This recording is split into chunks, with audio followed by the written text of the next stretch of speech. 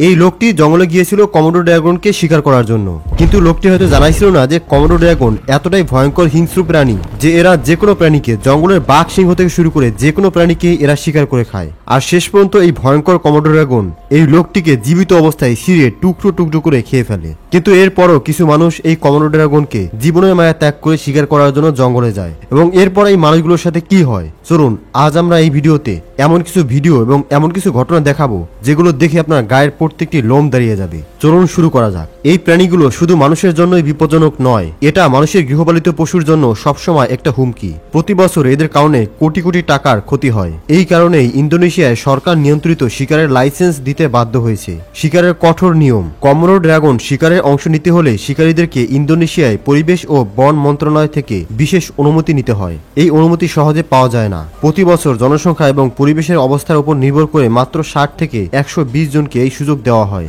শিকারীদের তখন কঠোরভাবে নিয়মগুলো মানতে হয়। একা শিকার করতে যাবে না, প্রতিটি শিকারের পর বিস্তারিত রিপোর্ট জমা দিতে হবে এবং নির্দিষ্ট সংখ্যার বেশি শিকার করা যাবে না। কারণ অনেকেই কমোডো ড্রাগন শিকার করতে গিয়ে আর কখনো জীবিতই ফিরে আসতে পারেনি, কারণ কমোডো ড্রাগনই তাদেরকে জীবিত অবস্থায় ছিঁড়ে ছিঁড়ে টুকরো টুকরো করে খেয়েছিল। কমোডো ড্রাগনকে শিকার করা মোটেও কোনো সহজ কাজ নয়। প্রফেশনাল শিকারীরা সাধারণত উচ্চ ক্ষমতাসম্পন্ন রাইফেল যেমন 300 উইনস্টর ব্যবহার করে। এই রাইফেলগুলো বুলেট নিয়ন্ত্রিত নিশ্চিত করার জন্য সাথে সাথে লক্ষ্য ভেদ করার জন্য যথেষ্ট শক্তিশালী। তবে কেউ সরাসরি এই বিশাল সরীসৃপের মুখোমুখি হয় না। আইন অনুযায়ী প্রতিটি শিকারের দলে 4 থেকে 5 জন সদস্য থাকতে হবে, যাতে যে কোনো বিপজ্জনক পরিস্থিতি একে অপরকে সাহায্য করতে পারে। শিকারের সেরা সময় ও কৌশল এপ্রিল থেকে অক্টোবর পর্যন্ত শুকনো সময়টাকে শিকারের জন্য সবচেয়ে ভালো বলে মনে করা হয়। এই সময় খাদ্যের অভাব থাকলে ফলের টোপ দিয়ে কমোডো ড্রাগনকে সহজে নির্দিষ্ট জায়গায় টেনে আনা যায়। ফ্লোরেস, রিস্কা বা কমোডোর মতো দ্বীপগুলো হলো সেই জায়গা যেখানে প্রচুর কমোডো ড্রাগন জড়ো হয়, কিন্তু প্রতিটি এলাকা কঠোরভাবে নিয়ন্ত্রিত। শিকারীদের অনুমোদিত পথ ধরে চলতে হয় যাতে এই প্রাণীর বাকি বাসস্থান ক্ষতিগ্রস্ত না হয়। শিকারের ক্ষেত্রে আসল গোপন কৌশল হলো টোপ। এই প্রাণীর গন্ধ শোকার ক্ষমতা দারুণ। এরা কয়েক কিলোমিটার দূর থেকেও পচা মাংসের গন্ধ পায়। তাই সবচেয়ে প্রচলিত টোপ হলো তাজা মাংস, সাধারণত ছাগল, শূকর বা গরুর মাংস।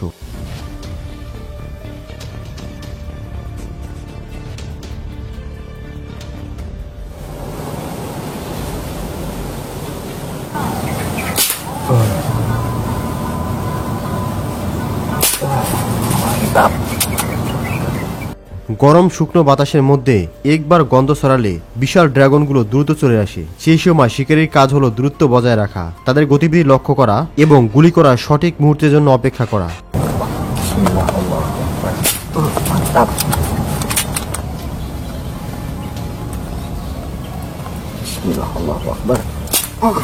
আলহামদুলিল্লাহ।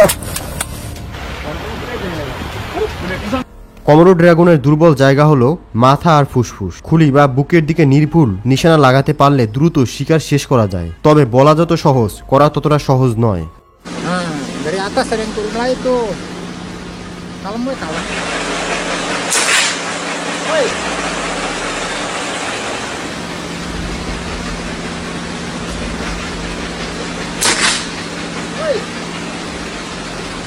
রাগলে এই প্রাণীগুলো অবিশ্বাস্য দ্রুত গতিতে তেড়ে আসে। এদের লেজের এক আঘাতেই একজন মানুষ কয়েক মিটার দূরে ছিটকে যেতে পারে। এই কারণে শিকারী দল সাধারণত কাজ ভাগ করে নেয়।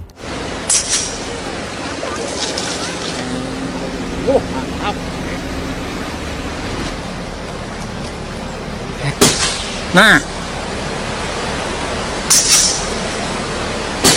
Hey. Iya, tuh suruh buru-buru. Tuh nyaho orang dia. Keluar deui. একজন প্রধান শুটার থাকে, দুজন পর্যবেক্ষণে সাহায্য করে এবং বাকিরা পরিস্থিতি নিয়ন্ত্রণের বাইরে চলে গেলে উদ্ধার করার জন্য নিরাপদ অবস্থানে থাকে। তথ্য সংরক্ষণ ও পরিবেশের ভারসাম্য স্বীকার করার পর ড্রাগনের মৃতদেহ মেপে আনুমানিক বয়স, লিঙ্গ এবং স্থান নির্দিষ্ট সময় রেকর্ড করা হয়। এই রিপোর্টটা আঞ্চলিক অফিসে গিয়ে বা অনলাইন সিস্টেমের মাধ্যমে 24 ঘন্টার মধ্যে পরিবেশ মন্ত্রকে পাঠাতে হয়। এভাবেই সরকার নজর রাখে যে শিকারের সংখ্যা যেন নিয়ন্ত্রণের মাত্রা ছাড়িয়ে না যায়, আর এর সাথে বাকি প্রাণীগুলোর জনসংখ্যাও সংরক্ষিত থাকে। এইসব ব্যবস্থার ফলে মাত্র কয়েক বছরে মানুষের ওপর আক্রমণের সংখ্যাও 30%-এর বেশি কমে গেছে। গৃহপালিত পশু হারানোর সংখ্যাও 75% কমেছে, যা কৃষকদের আবারও উৎপাদন শুরু করার জন্য মানসিক শান্তি দিয়েছে। Oke. Mantap. Satu tumbang ya. Mantap guys. Jos. বিশেষ করে স্থানীয় অর্থনীতিও পুনরুদ্ধার হয়েছে। একই সাথে কমোডো ড্রাগনের জনসংখ্যাও স্থিতিশীল হয়েছে এবং প্রাকৃতিক ঐতিহ্যের অংশ হিসেবেও তারা টিকে আছে।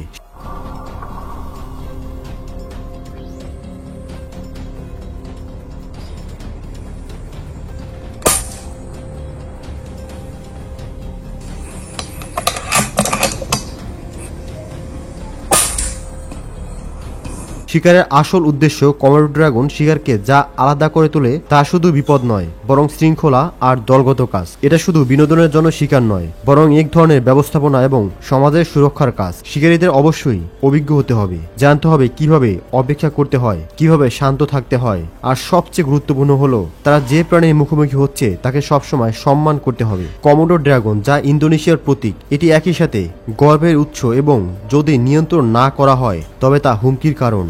আধুনিক সরঞ্জাম, স্পষ্ট কৌশল এবং কঠোর পদ্ধতির সাথে আইনি শিকার হলো এই নাজুক ভারসাম্য বজায় রাখার উপায়। প্রতিটি গুলিতে শুধু শিকারের উত্তেজনা নয়, বরং মানুষের নিরাপত্তা এবং পৃথিবীর একটি অন্যান্য প্রজাতির বেঁচে থাকার দায়িত্ব থাকে। দর্শক, শেষ করছি আমাদের আজকের পর্ব। ভিডিও সম্পর্কে আপনার মতামত কমেন্টে লিখে জানান। আপাতত স্ক্রিনে দেখানো এই ভিডিওটিকে এনজয় করুন। ধন্যবাদ।